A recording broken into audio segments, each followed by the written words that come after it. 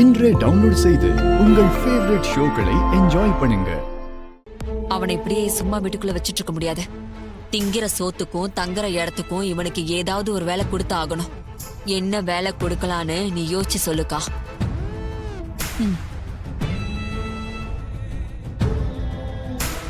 அக்கா. ஏய் டிரைவர்,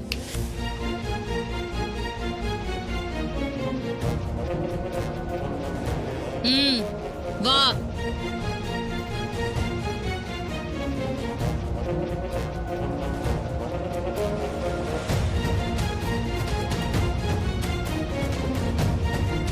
என்ன சின்னத்த ஊத ஆரம்பிச்சிட்டீங்க போல, என்ன விஷயம் சொல்லுங்க அத்த. ஏய், முதல்ல என்ன அத்தைன்னு கூப்பிடுறத நிறுத்து. கேட்கவே எனக்கு எரிச்சலா இருக்கு. அத்தையே அத்தன் கூப்பிடாம வேற என்னன்னு கூப்பிடுறது? ஏய் அக்கா, எல்லாம் இன்னும் ஒரு 6 மாசத்துக்கு தானே. அதுக்கப்புறம் அவனா நினைச்சாலும் அப்படிலாம் கூப்பிட முடியாது. 6 மாசம் என்ன, ஒரு நாள் கூட இவன் அத்தைன்னு கூப்பிடுறத நான் அனுமதிக்கவே மாட்டேன். இருங்க, ராஜராஜன் மாமா எனக்கு தாய் மாமன் முறை. அவரு நீங்க கல்யாணம் பண்ணிருக்கீங்கன்னா அப்ப நீங்க எனக்கு அத்தை முறை தான் வரும். கரெக்ட். நான் உங்களை அத்தன் தானே கூப்பிடணும். என்ன மாமா? கரெக்டா சொன்னீங்க மாப்ள. கரெக்ட் தானே? என்ன எல்லாரும் சிரிக்கிறீங்க? பேசாம இருங்க.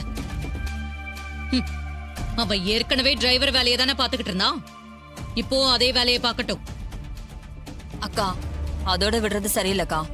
நாள் முழுக்க இவன் கார் ஓட்ட போறது இல்ல, நிறைய நேரம் சும்மா தானே இருக்க போறான்.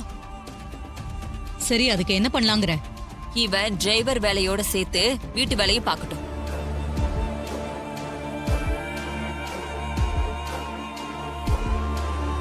தோட்ட வேலையும் பார்க்கட்டும். அப்புறம் கடைக்கு போறது, ஈபி பில் கட்டுறது, இந்த வீட்டுல இருக்கிற எல்லா வேலையும் இவன் ஒத்த ஆளாவே செய்யணும்.